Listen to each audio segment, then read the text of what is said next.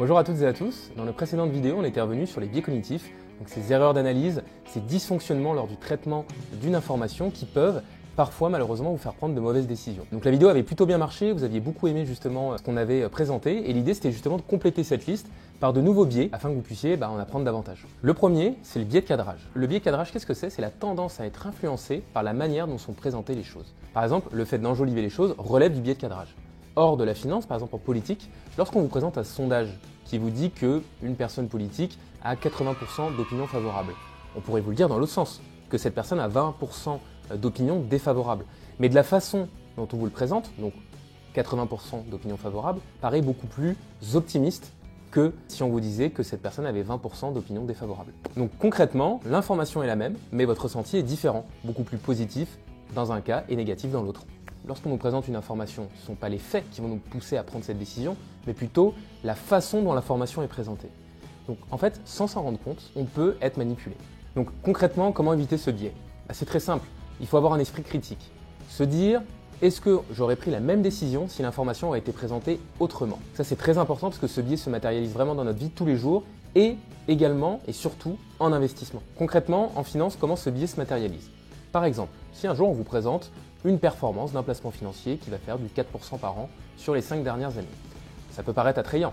En revanche, si on vous présente la performance de ce même placement année par année et que vous voyez des fluctuations importantes année par année, là ça peut vous donner moins envie d'investir. Et pourtant, c'est la même chose. Le deuxième biais, c'est l'effet de mode. Donc celui-ci, il est un petit peu plus connu. C'est tout simplement notre capacité à faire quelque chose parce que tout le monde le fait sans forcément comprendre pourquoi.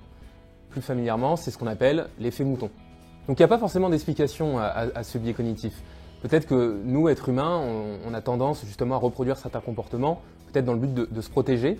Il y a quelques expériences justement qui ont été menées. Par exemple, si vous rentrez dans un ascenseur où toutes les personnes vont regarder vers le fond de l'ascenseur, vous aurez plutôt tendance à regarder vers le fond de l'ascenseur et à reproduire ce comportement plutôt que regarder la porte. Alors pourquoi cet effet de mode? Pourquoi ce biais cognitif est important en finance? Tout simplement parce qu'il peut vous pousser à faire des choix qui ne sont pas forcément réfléchis. Si plusieurs personnes investissent dans une entreprise ou un produit financier, vous allez avoir tendance à penser que c'est le bon choix et qu'il faut investir dans ce produit financier ou dans cette entreprise, alors que pas du tout, ce n'est pas forcément le bon choix. Et en plus de ça, ce type de biais cognitif peut créer par exemple des bulles sur des produits financiers, sur des actifs, sur des entreprises. Par exemple, une bulle assez connue, c'est notamment ce qui s'est passé dans les années 2000 avec la bulle technologique ou encore dans les années 2008, la bulle immobilière qui a causé justement la crise économique et financière de 2008. Alors comment éviter ce biais justement en finance?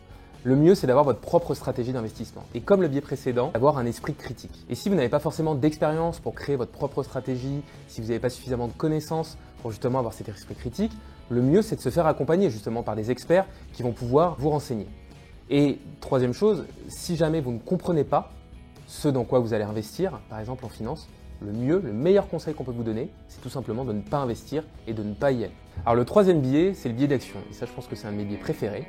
Pour vous donner un exemple concret, quand vous êtes dans des embouteillages, vous allez avoir tendance, en tout cas les automobilistes vont avoir tendance à changer de fil parce qu'ils pensent que la file d'à côté avance beaucoup plus vite.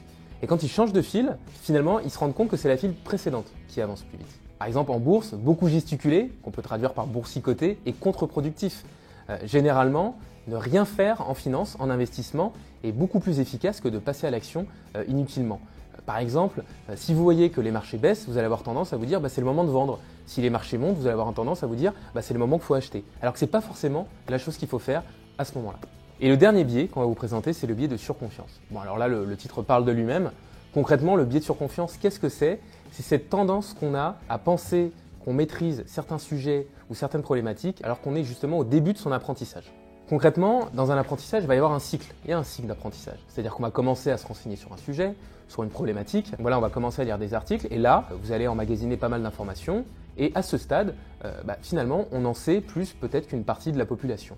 Mais là, on va se rendre compte finalement qu'il reste énormément de choses à connaître de ce sujet ou de cette problématique.